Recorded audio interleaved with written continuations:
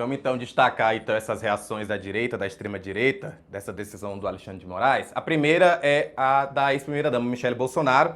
Ela publicou nas redes sociais uma foto com o Jair Bolsonaro de abril de 2025. E na legenda ela botou assim: sim, eu celebro as pequenas vitórias, não me detenho nos detalhes do processo.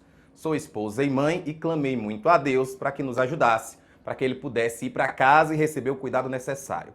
O amanhã pertence a Deus, a justiça e ao juízo estão nas mãos dele. Seguirei cuidando do meu marido como sempre fiz, com amor, resiliência, dedicação e fé. Antes de qualquer reação, lembremos, quem está longe de casa, longe da filha menor de idade, distante do próprio lar, é ele. Foi essa a mensagem de Michele Bolsonaro. Veja, uma mensagem ponderada, despolitizada à medida do possível. Eu diria, sem proselitismo, vai. Politizada é sempre, porque Michele é uma política, não é? Mesmo o apelo religioso dela também fala uma linguagem política, e isso cada vez mais e mais do que nunca no Brasil. Então, é claro que existe aí um fundo e uma leitura política clara, né? Mas ela não quis tretar. Então, eu diria, acho que Michele realmente queria Bolsonaro em casa, de verdade. Você está achando que alguém não queria? Não, eu só digo que quando você usa alguém que está preso, alguém que está doente, cuja morte iminente se vive proclamando, anunciando, e quando vem aquilo que se queria, que era domiciliar, e a reação é uma reação, vou usar uma palavra genérica, hostil ao ministro que tomou essa decisão, então é claro que se está usando, sim, quem usa a prisão como alavanca política são eles, não o Moraes. Até determinadas linhas interpretativas que eu li, Moraes tenta,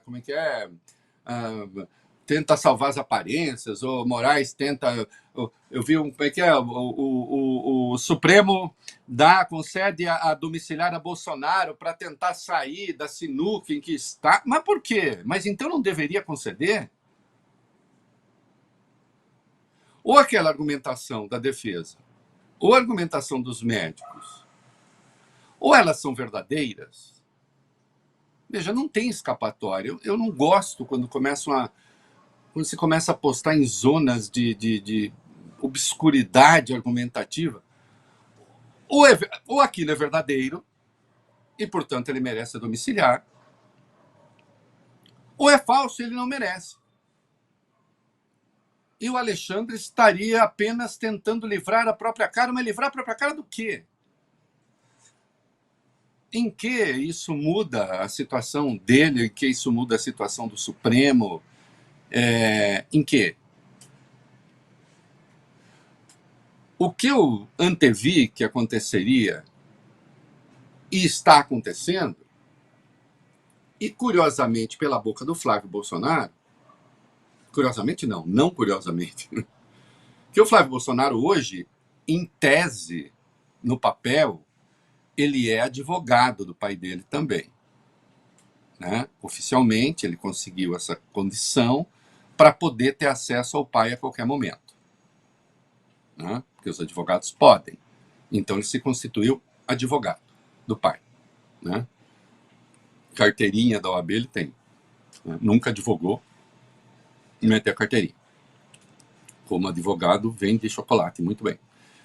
Mas, de qualquer modo, está lá como advogado. Foi falar com o Alexandre, lembre-se disso. Ele foi falar com o Alexandre. Pedia domiciliar. Por razões humanitárias. E a reação? Ele reagiu. Como é que é? Vai, vamos falar. Exatamente, Reinaldo. O Flávio ele disse para a CNN Brasil que essa decisão do Moraes é um primeiro passo para fazer justiça ao seu pai. Vamos ver.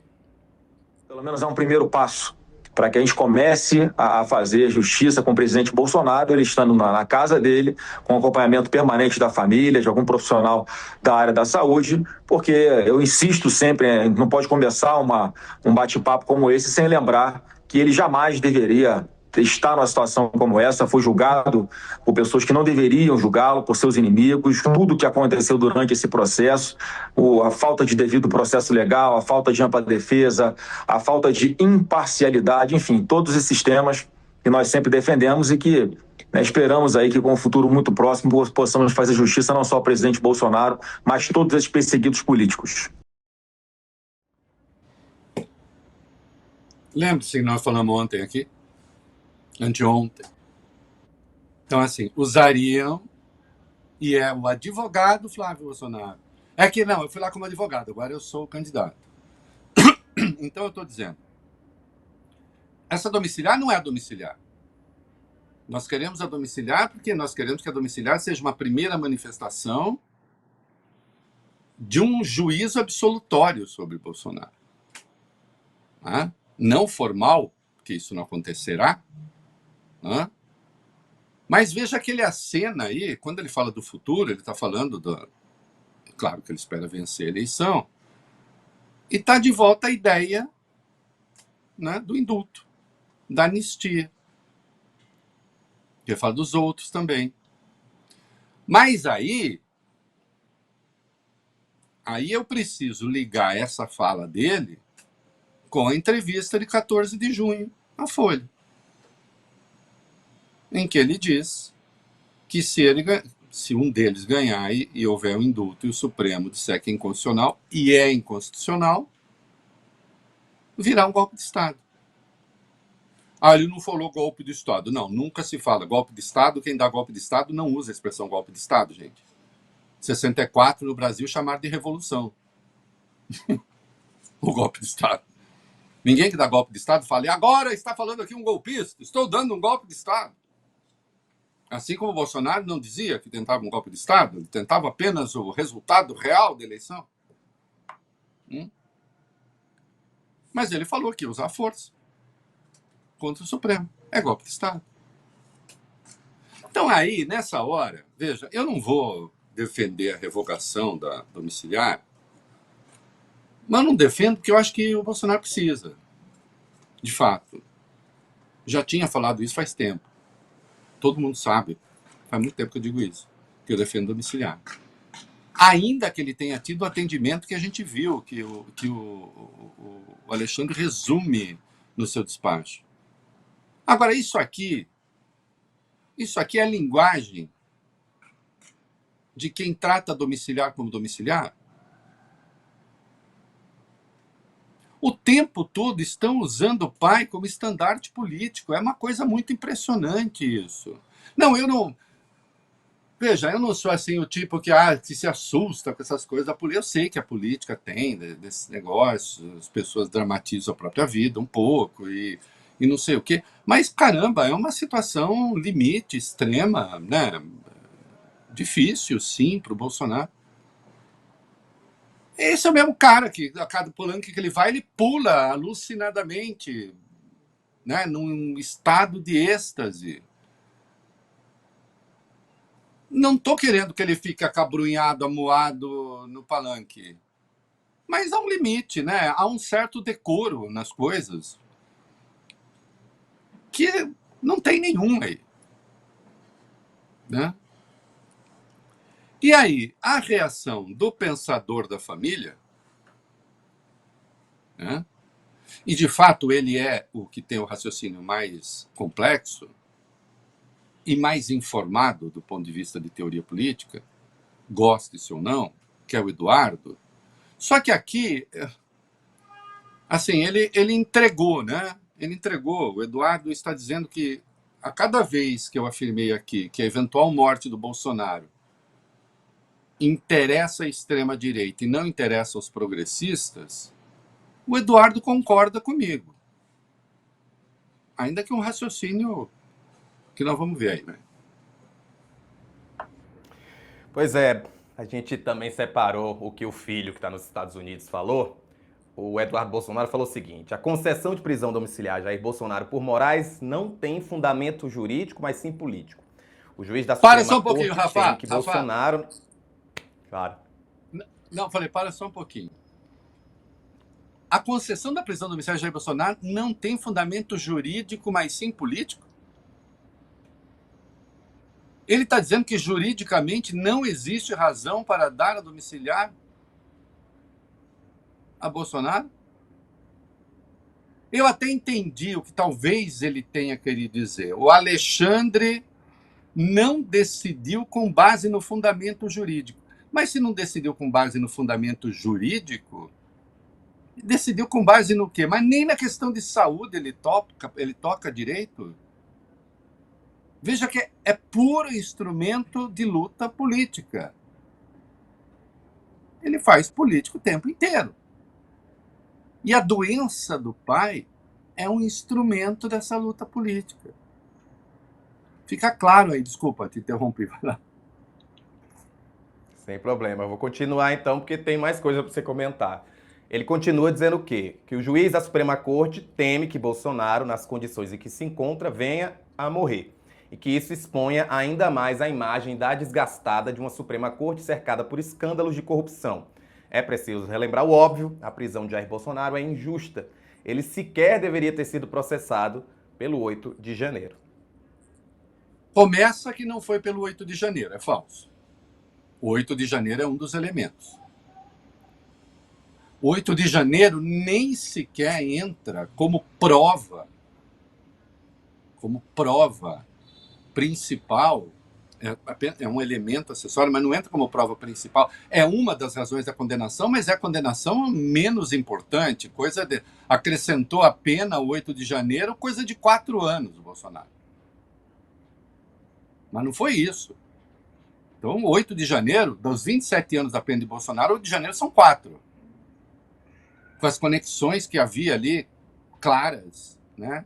Ainda que indiretas, com o que aconteceu. Né? Então, não foi pelo 8 de janeiro. Isso é falso, é mentiroso. Agora, quando ele diz o juiz teme a morte de Bolsonaro, fica evidente porque a morte de Bolsonaro seria útil a quem? Quando eu falei isso, ficou parecendo que eu estava urubuzando o Bolsonaro sendo cruel com o estado de alguém que está internado. Zero. Não. Eu quero que ele tenha toda a atenção. A Michelle publicou uma foto, que é importante dizer que é da internação passada, porque hoje existe uma proibição entre as medidas cautelares de fazer foto do Bolsonaro, né? Vídeo, etc. Tem uma foto, quando ela se manifesta, ela publica uma foto dele, mas é da internação passada, ela fazendo massagem no pé dele e tal. Eu quero que ele tenha todo o atendimento do mundo, toda a massagem do mundo, todo o carinho familiar do mundo. Eu quero, de fato. Quero. Torço por isso. Acho que qualquer pessoa nessa situação que se sente frágil quer um pouco de atenção. Né? Agora, ele está dizendo, ele fica falando sobre morte assim, trata a morte como, insisto, uma peça instrumental de um pensamento, de um raciocínio. Né? Só que eu faço análise política, eu posso ter essa frieza, posso e devo ter essa frieza para fazer isso. Ele é o filho. Eu acho que seria decoroso, num primeiro momento, ele saudar o conforto maior que o pai passa a ter. Mas não, cara. É política. Eles estão fazendo precisamente aquilo que eu imaginei que fariam, embora até torcesse de algum modo, para que não, porque acho que isso sempre introduz um viés muito ruim no pensamento, sabe? Mas tá aí. É assim que eles sabem pensar. Quem realmente fez um juízo equilibrado foi a Michelle, dentro da sua lógica, e veja você também este de que vamos falar agora. Não deixa de ser surpreendente. Bom. A gente vai falar do pastor Silas Malafaia. Ele disse o seguinte para a Folha de São Paulo sobre a decisão do Alexandre de Moraes. Como a situação de Bolsonaro é uma situação preocupante, não existe nada melhor do que a casa. Por mais fantástica que seja uma prisão, não substitui lá, no caso, a residência. Malafaia também afirmou que o cenário melhorou para Bolsonaro e acrescentou que não entraria em nenhum outro mérito. E fez bem não entrar. Fez bem não entrar. Né? Deixa que as coisas caminhem. Porque, afinal de contas, era o que se queria. Né? Mas não adianta. É por isso que eu outro dia disse aqui, insisto, eu acho que o Bolsonaro precisa rezar mais ou orar mais contra determinadas pretensões de aliados e próximos do que dos inimigos. Porque se os inimigos estão rezando por alguma razão a respeito de Bolsonaro, não, claro que Eduardo tem uma certa razão prática. Estão rezando para o Bolsonaro não morrer. Isso me leva a concluir que tinha muita gente torcendo na extrema-direita por Alexandre não conceder a liminar e para o pior acontecer. O que é horrível.